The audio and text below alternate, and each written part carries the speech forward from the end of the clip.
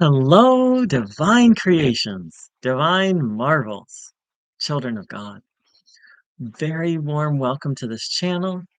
To anyone who's new, this channel is founded around the idea of exposing fake non-duality, also known as Neo-Advaita, and it's specifically a fake Neo-Advaita teacher, which is a specific type of Hindu philosophy and a distortion of a particular Hindu philosophy. And then it's broadened to recovering from that fake philosophy and then just other fake spiritual and uh, sort of nonsense spirituality. So, so what is gaslighting? It's a phrase that you hear a lot nowadays, and in spiritual and self-help circles, there's maybe many different definitions, but I'll tell you mine. And that is a dynamic in which one person, usually the organization or the leader, is seen as all right, meaning all right, that's not the word, all 100% correct and perfect. And anyone who says anything to the contrary or points out any kind of problem is viciously attacked, or maybe not viciously attacked, is subtly made wrong and attacked. That's my concept of gaslighting. It's a very common. It's very common today in the spiritual world, which the fake spiritual world. So, this comment, so this comment, someone found my channel because they found out about they were having internal struggles with a particular spiritual teacher. Something didn't feel right. And this person writes, I felt like I was the only one who wasn't in absolute awe of this teacher's epic wisdom when all I was hearing was word salads and disordered thinking. I felt like I was going crazy because I felt like I was the only one seeing that this particular person's teaching is used to gaslight. Mm.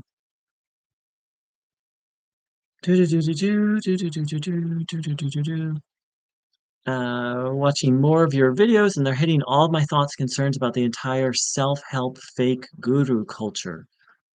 Uh, so that's it. It's kind of become a culture. It's kind of become um,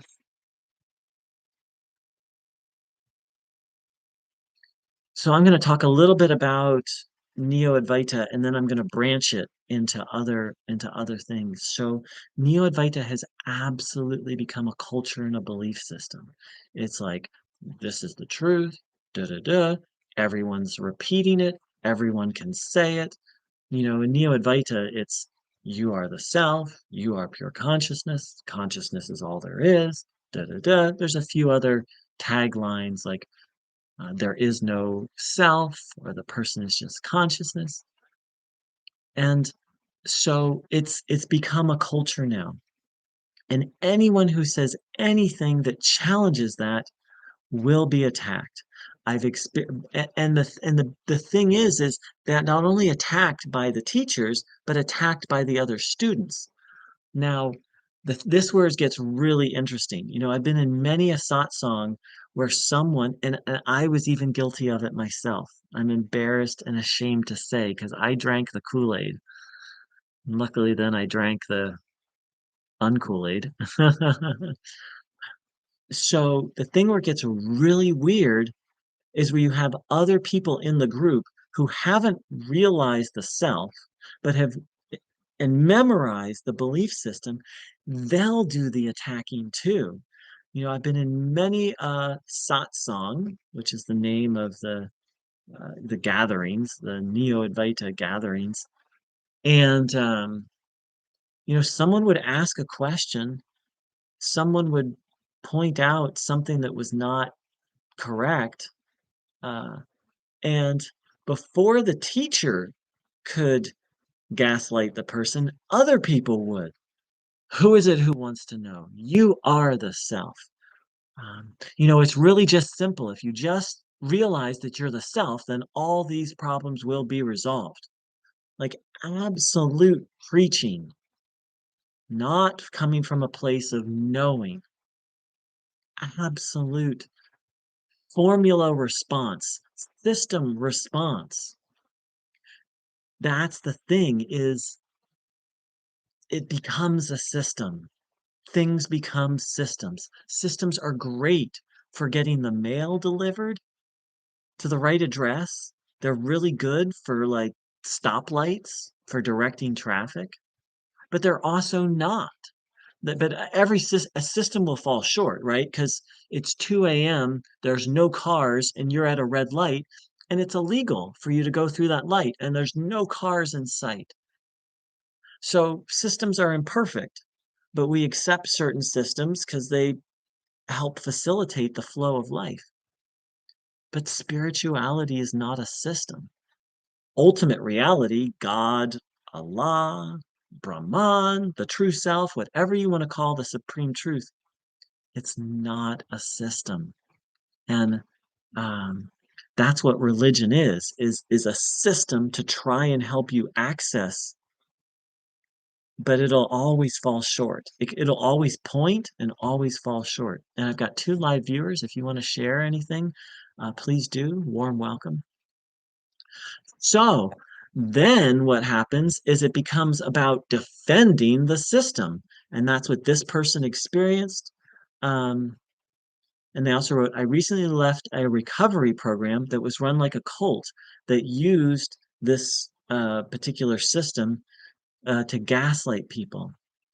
And so you may notice I'm not mentioning the name of this teacher or this teacher system. I only mention names when it's absolutely necessary. All of you are welcome to do um, to mention names as you will or won't.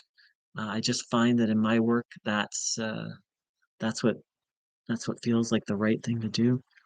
And so all of this comes down to discernment.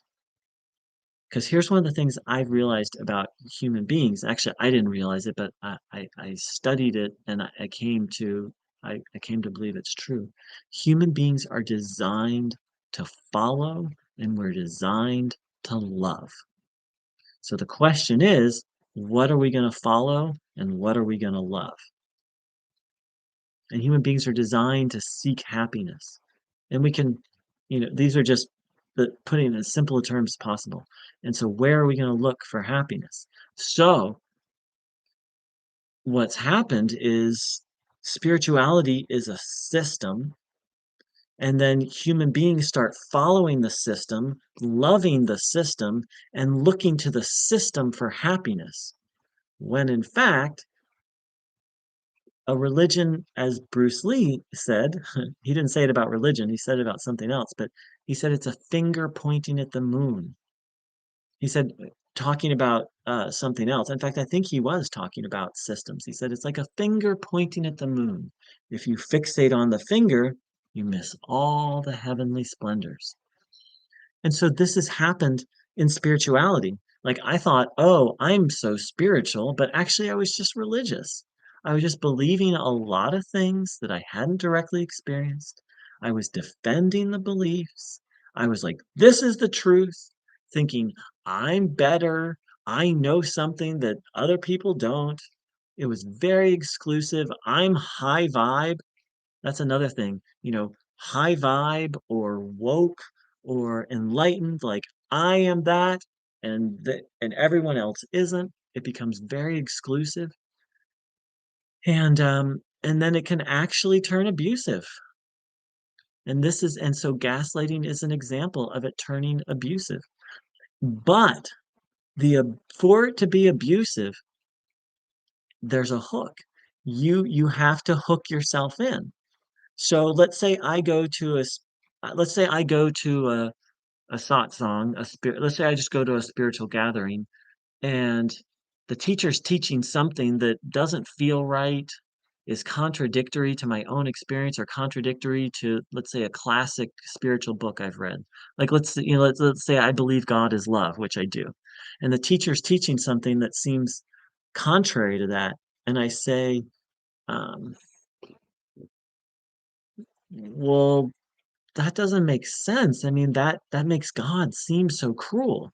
And the teacher responds, it's very immature for you to have this emotional need for a God that's kind and loving when the truth is beyond all such things. Now, the only way that can hook or harm me, like, yeah, it might hurt a little bit, or it might be like, ugh, that doesn't feel good.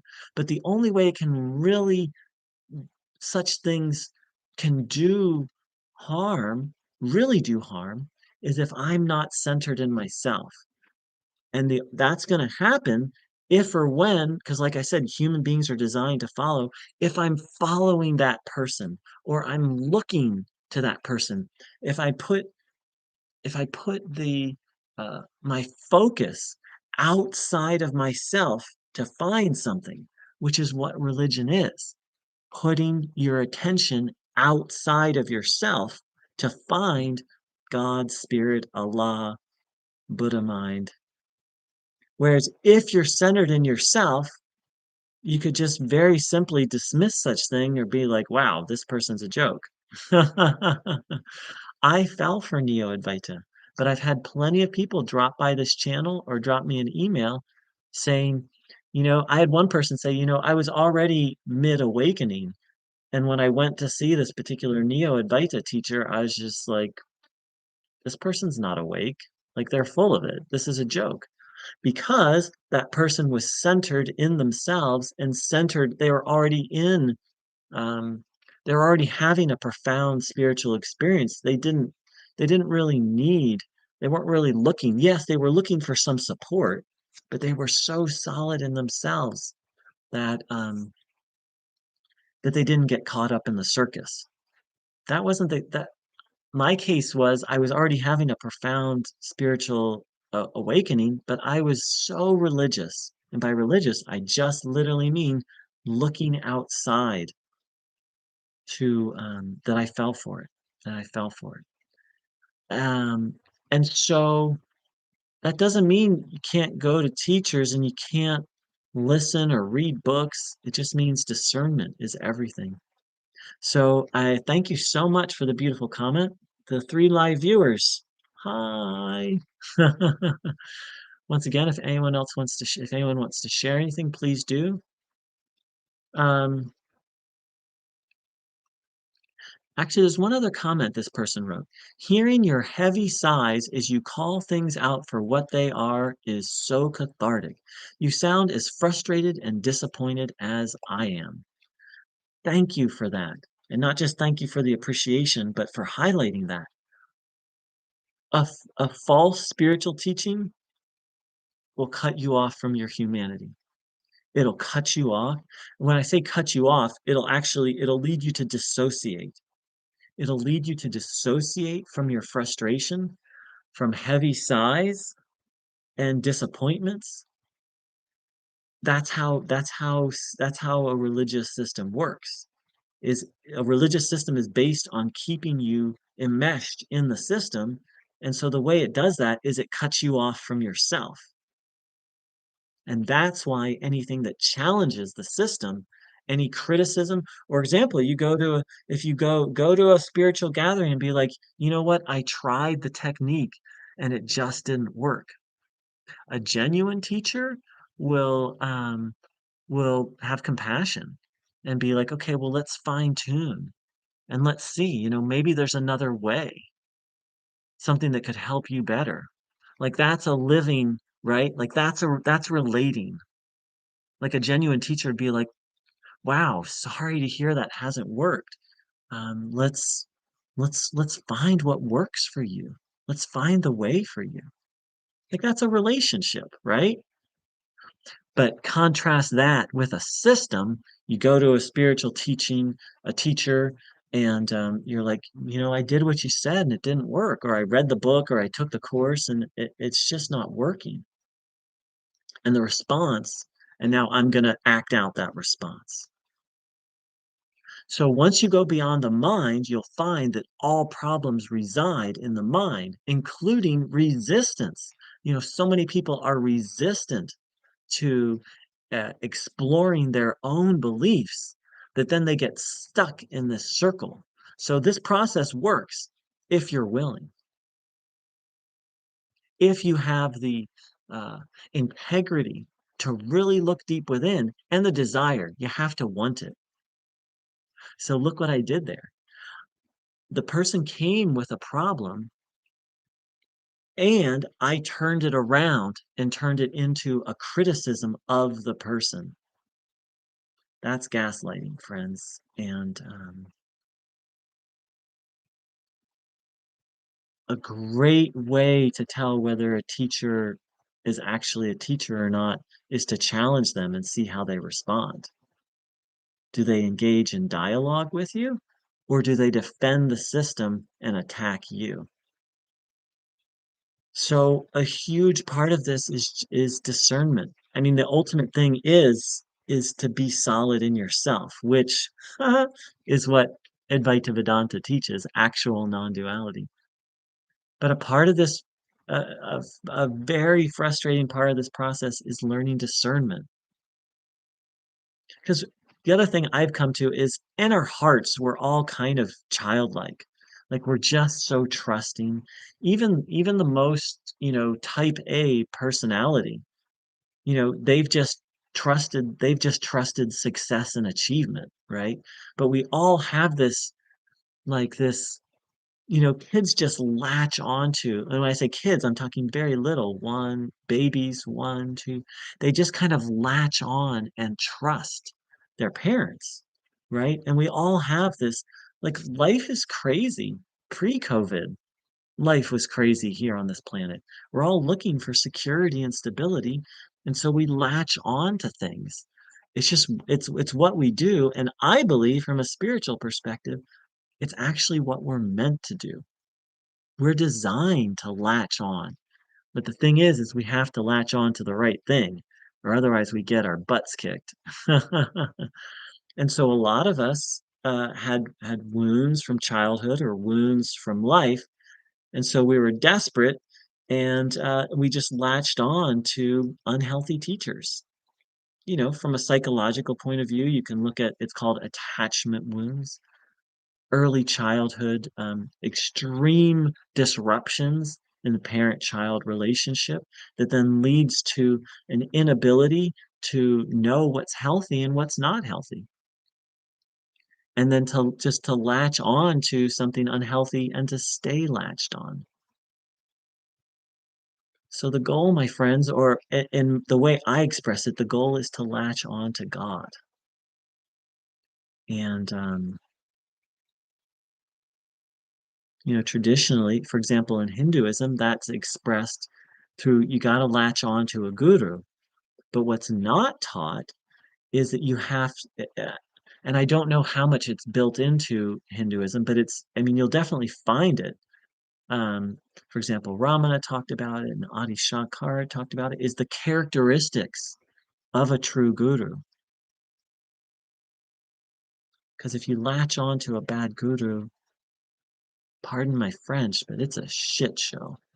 I've experienced it. Plenty of people on this planet, on this channel, on this planet have experienced that's what a false teacher. It's a cult, and cults wreck people. Hey, Marianne. Yes, love it. Marianne pointed out, yes, one of the problems with mass satsangs and the culture, and by culture, I believe Marianne's referring to sort of modern spiritual culture, uh, is they are too big, and the so-called teachers don't want to take responsibility for individual students. They want to teach, but not evaluate individual results. Boom, shakalaka laka, boom. They teach a system, and they don't have interest in. That's so well said, Mayor. Every time you share, thank you. Um, which that's one of the reasons I am not that's why I don't take on the teacher role, is because I don't feel qualified to to engage in this process with people. That's it exactly. Um, Beautifully said. Really, what it is, the modern spiritual culture is a religion. And in a religion, in a group setting, um, the preacher take uh, doesn't take and guide individuals. It's like a group ritual.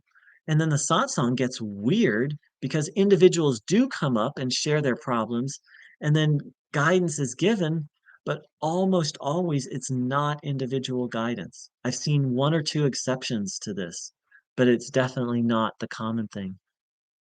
Mad Mike, hello there. Would you like to? I would like just like to thank you for your live streams. I got trapped for a while in the blank cult. That's a particular Neo-Advaita teacher. And your channel has helped me make me more wary of false spirituality. Much love. Oh, Mad Mike, it's comments like that that bring tears to my eyes. And this particular live stream started by I was reading someone else's comment who said they felt like they were going insane, felt like they were the only one who wasn't seeing the nuttiness. And that's how I felt when I first started this channel. I was like, am I the only one who's seeing this shit? And it ends up, no, there's a lot. There's a lot of people who aren't. And the first 6 months of this channel was me just debating people. And um yeah, it was really wild. And it was just a system. I wasn't debating, and it ends up I wasn't debating people. I was debating a system and an ideology. And that's actually what really brought it home for me was those first 6 months, where it's like these people are just saying the same. It's like all these different people all saying the same thing, and what they're saying completely contradicts the teachings of Rama, completely contradicts the Bhagavad Gita. Well, no, not completely. It 90%. Like if it completely contradicted, we could just dismiss it. But there's a little bit of nuggets of truth there that then that's part of how the hook operates. Guidance should be private. Seriously. Yeah, there's something about, you know, there's something about this there's something very beautiful about a group of people getting together and people being honest, like, hey, this is what I'm struggling with, and um but like there's something really beautiful about it. And again, I've sat with two teachers who really did meet the person where they were. Um, I've sat with like 25 or 30 teachers, and so two out of 30, and I think I got lucky to even have found two. Um, it was like night and day. The difference, it's hard to call those things satsangs because they were so different. Um, one teacher would be like, I was with one teacher, and I was like, he said, I think you need to do some qigong. He's like, your energy system seems very like opened up here, but it's not so grounded. And I think some qigong or this particular breathing practice might help you. I was like, whoa. He didn't say that to the room. He said that to this one person. And he nailed it. I knew the person who went, that was a friend of mine, and the person was very ungrounded.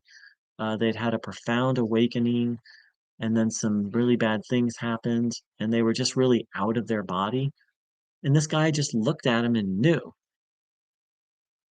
Now, is the group setting the best place for that? I mean, that's questionable, but and that's an interesting question. But this person really responded, related, really related. It was beautiful to see. So, if anyone else has anything else they want to share, please do. And let's see if there's anything else on my plate. I'm just grateful. I'm just grateful. This channel has been so healing for me, and to hear it was healing for others. And I gotta say, I just wish everyone who is on this journey would start their own YouTube channel, um, because the profound, the real healing, not the real, but a significant part of the healing for me was having all the bullshit doctrine coming at me and attacks too. I serious gaslighting. I'd make a video being like, okay, what this teacher is saying is contradictory to the Gita. It very clear, very not, and I'd get responses by, who are you to question blah de blah's teaching? Or wow, you sure have a big ego. Like I just got that over and over and over and over. And to meet that insanity with sanity, or to meet that with, it was truly profound for me. So it was very uncomfortable, very frustrating, but I wish it for everyone. Yes, look at that. Marion, teachings were given for free. Yes, the teacher was supported, but we're talking food and shelter. One of the most popular Neo-Advaita teachers in the world. Um, I wish I could I don't have it, but I would love to know how much his home is worth. This person I used to live about 45 minutes away from him. I don't know. I just have to estimate based on real estate values in their city, but they have to, their home has to be like at least worth 1.5 million. And I wish I could just, and it's like, that's money earned off of people's suffering and people's desperation. It's really just drug dealing. Yeah, yeah. So, hmm.